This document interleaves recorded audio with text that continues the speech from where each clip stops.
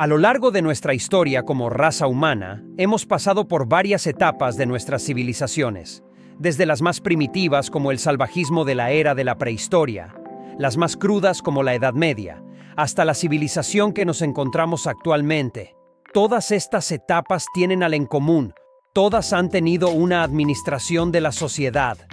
En toda nuestra existencia, varias personas decidieron estudiar el comportamiento humano, para ver cuál es la manera más eficaz para dirigir a otras personas, ya sea por la fuerza, engaños, buenos tratos, entre muchos otros. En este video hablaremos sobre la vida de uno de esos investigadores que dio grandes aportes a las ciencias de la sociología. También siendo economista, jurista, historiador y político alemán, Max Weber. Nacimiento y primeros años. Max Weber nació el 2 de abril de 1864 en Erfurt, Prusia, siendo sus padres Max Weber Sr. y Helene Fallenstein. Fue el hijo mayor de 7 hermanos y un niño extraordinariamente brillante. Su padre era un prominente abogado afiliado políticamente a los nacional-liberales, a favor de Bismarck. La casa de Weber era frecuentada por eminentes intelectuales, políticos y académicos. El entorno en el que Max creció se nutría de debates filosóficos e ideológicos. Después de terminar la escuela secundaria, Weber se matriculó en 1882 en la Universidad de Heidelberg, donde estudió Derecho, Filosofía y Economía. Tuvo que interrumpir sus estudios después de 3 semestres, para completar su servicio en el ejército, reanudando su educación en 1884 en la Universidad de Berlín. En 1886 aprobó su examen de abogacía y en 1889 recibió su PhD en leyes. Vida adulta. En 1893, Weber se casó con Marianne Schnitger, una prima lejana que era activista feminista, y comenzó su carrera académica enseñando economía en la Universidad de Freiburg en 1894. Al año siguiente, regresó a Heidelberg, donde se le ofreció el puesto de profesor.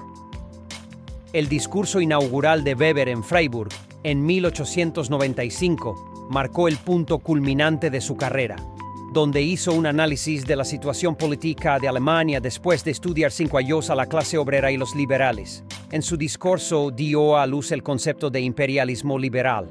1897 fue un año difícil para Weber, pues después de la muerte de su padre sufrió un grave colapso mental y experimentó episodios de depresión, ansiedad e insomnio que lo incapacitaron para trabajar. Acuciado por enfermedades mentales, se vio obligado a pasar los siguientes 5 años entrando y saliendo de instituciones mentales. Finalmente se recuperó en 1903.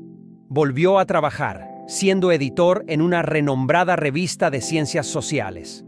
Sus ensayos alimentaron su fama, inspiraron a varias mentes intelectuales y convirtieron a Max Weber en un nombre familiar. Pensamiento de Weber en administración. Weber escribió que la burocracia moderna, tanto en el sector público como en el privado, se basa en primer lugar en el principio general de definir y organizar de manera precisa las competencias generales de las distintas oficinas.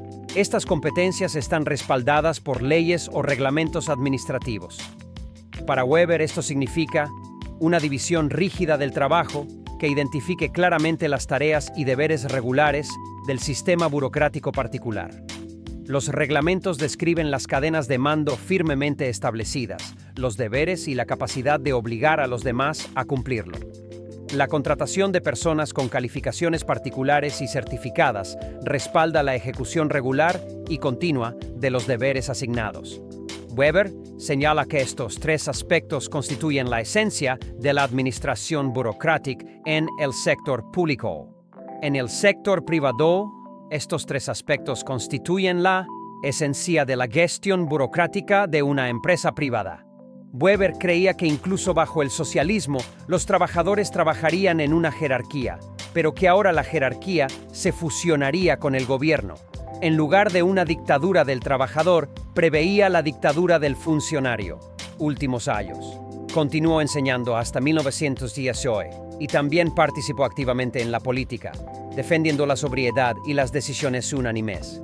Deseó construir volúmenes adicionales sobre el cristianismo y el islam, pero no lo hizo al infectarse con la gripe española.